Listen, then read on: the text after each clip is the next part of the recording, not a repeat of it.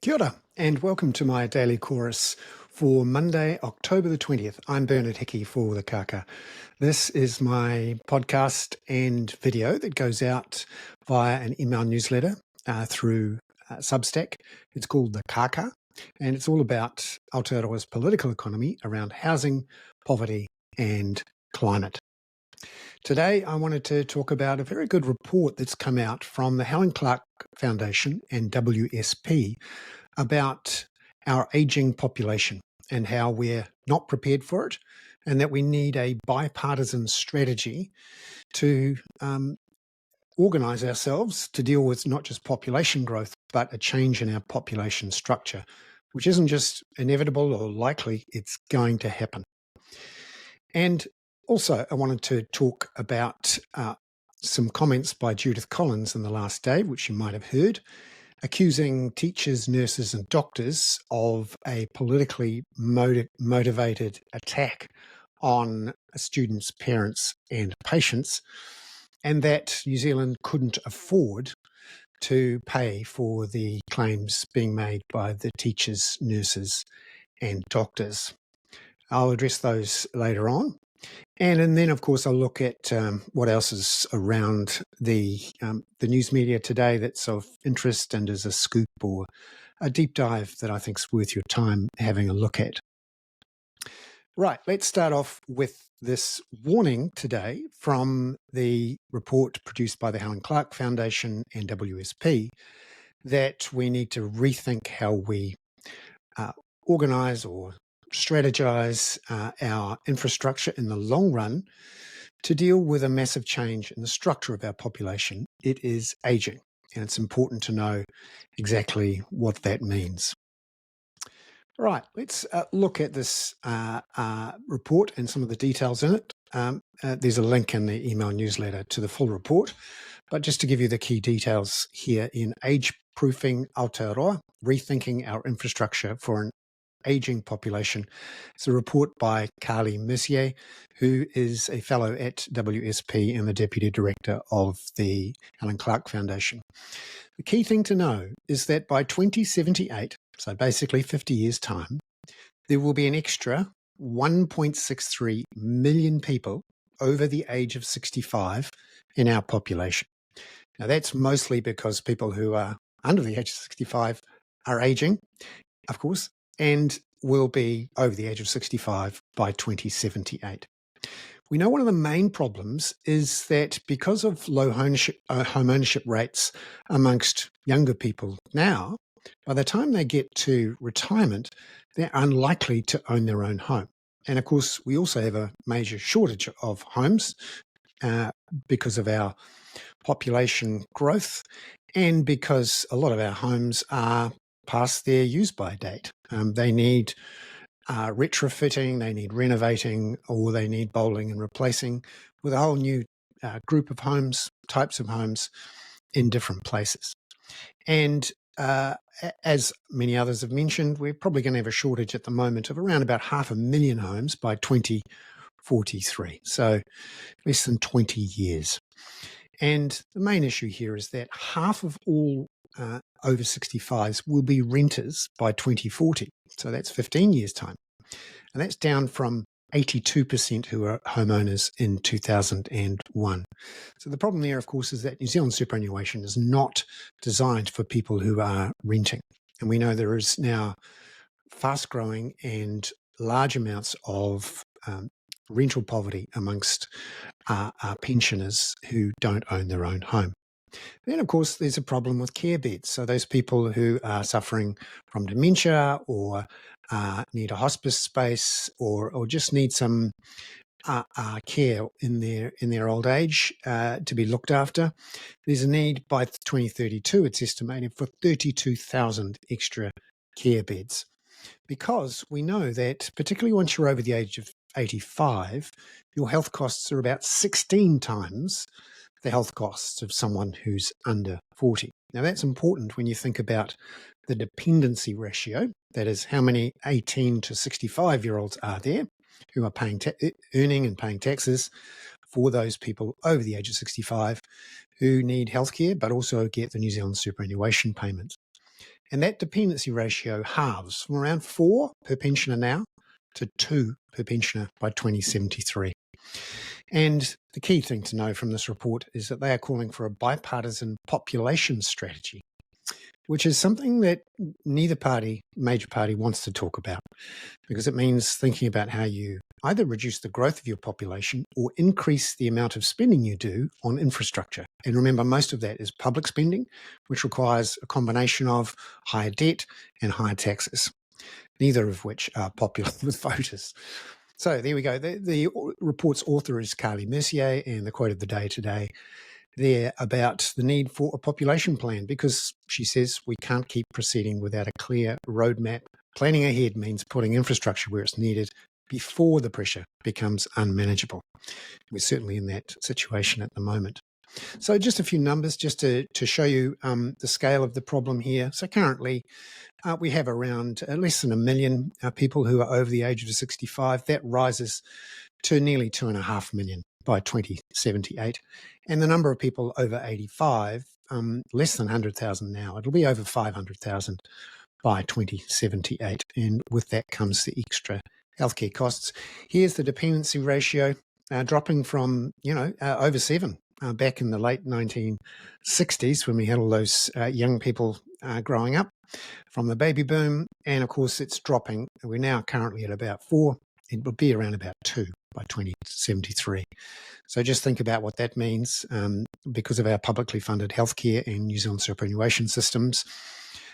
Those payments will have to come from the taxes paid by people aged between 18 to 65.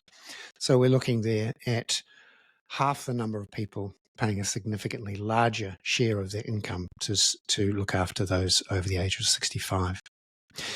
Now, this is what the Infrastructure Commission estimates that we'll need to invest over the next 25 years to deal with higher costs and, of course, demographics and other growth in needs. So we're talking upwards of $35 billion a year in infrastructure investment. We're nowhere near that at the moment. If you look actually at new infrastructure investment, we're talking less than $6 billion a year by the government, actually forecast to fall over the next 4 to 5 years. Now, let's have a look at where the problem will be the greatest. As you'd expect, we've got a bunch of issues around provincial areas, provincial towns and cities where there are already high proportions of an elderly population. People go there to retire, or they may have stayed there and are more likely to go there, in part because the housing costs are cheaper. And you can see there that some areas are going to have significantly high proportions of 65-year-olds as a part of the general population. So Thames Coromandel, already upwards of 30% of the population is over 65. That rises to over 40% by 2048. And you look at some areas where there'll be significant growth, Hauraki district, the Tasman district, and some real issues there. Okay, let's look at what Judith Collins is saying about the big strike that's going to happen, the mega strike on Thursday, where teachers, nurses and doctors are all going out on the same day. She's launched into it and simply says this is a coordinated attack, a politically motivated attack, and that people simply can't demand the amounts that they're wanting, and they have to accept the government's view because, she says, the country is simply not earning enough to meet all those calls. Well, let's ask a few questions about that. She says we can't earn enough to pay for healthcare, education, and the wages for doctors and nurses to keep them in the country, but we can spend over $400 million per helicopter for a group of 5 new helicopters at a cost of over $2 billion. That's a decision she's made this year and the government's made. Now, let's look at what else is around the Motu today in terms of news. This is the investigation of the day, I think, and I've put that into my top 6 pick and mix from Corazon Miller into the case of a family who escaped Gaza and did eventually get accepted in the visas for it, But she rightly questions how serious the government is about this, given that many more could have come out and be helped here as refugees, but the government says it's not possible to get out, when clearly it is. Also, it's clear from the Official Information Act documents that Corazon's worked hard to get hold of that the real reason the government's choosing not to allow people in here is because of the extra cost they believe is there. Now, elsewhere, the Herald's leading today with a good scoop from Chris Knox, the data editor. He's been hammering away, looking through the data for who owns what amongst the MPs, and has found that 6 MPs appear not to have declared all of their property interest to the Parliament for its pecuniary register, including Deborah Ngarewa Peka, the co-leader of the Māori Party, but also Jerry Brownlee, the Speaker, Aisha Varel, and 3 others, which I've named in the email newsletter, and that's from the Herald today. Elsewhere, Tom Polistrica has a scoop that Contact Energy is about to put up its prices by 17%, and Harriet Lawton has the scoop in the Post that there's upwards of 600 homes that are currently vacant and have been for more than a year. And that's when we have tens of thousands of people on the waiting list. The 17% increase in gas prices is relevant because later today we're going to get the numbers from Stats NZ for the September quarter CPI, and it's likely to show an increase in the annual rate to around 3%, possibly 3.1%. And remember, that's outside the Reserve Bank's 1 to 3% band, although most economists expect the Reserve Bank to look through that and to keep cutting interest rates.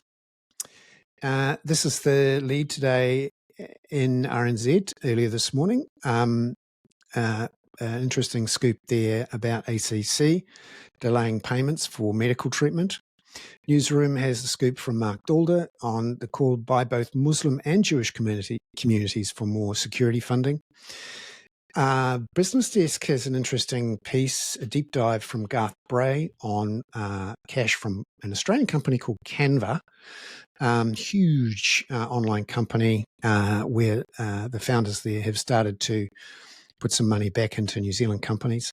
And Patrick has the story about investors in Sharesies who are getting out with a $20 million payday. Some good deep dives to look out for actually in the Sunday Star Times from Dita Deboni, looking in depth at the issues charities are facing.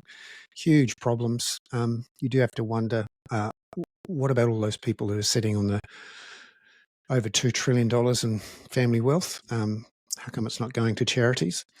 Elsewhere, some good pieces from Amelia Wade on issues with Family Boost and also how the new law about cyberbullying can be used to shut people up. A good piece from also from the Post there about today, quoting a teacher who says he's going to Australia. Again, this is the problem for the government when they refuse to give more than 1% per annum in pay increases. They are driving more people overseas, increasing the stress and rinse and repeat. The press leads with a drop in expected cruise ship numbers and also a drop in support for those cruise ships. And that Labor is about to announce later today a plan to try and keep jobs in New Zealand. Nelson Mail, I've linked to this in the early bird, has a problem in the South Island with low vaccination rates, which is an issue. And a good column from Henry Cook in the Sunday Star Times about infrastructure. And a couple of columns too about what happens next with Labor. My op-ed of the day in the pick and mix is from Rod Carr, quite rightly pointing out that if we want the things that we want, it has to be done with taxation and possibly more if those things are costing more. Cartoons of the day today, Guy Body has some fun with what's happening overseas. We've also got Darren Parton. There's gold in them hills of butter.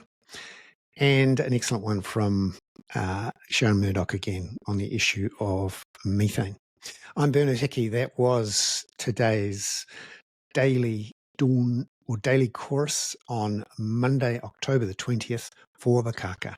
If you happen to be still with us, having watched this on YouTube, come and subscribe and help me do this work in the public interest. And thanks again to our subscribers who are full paying subscribers, allowing me to do this sort of work in the public. Ka kite anō.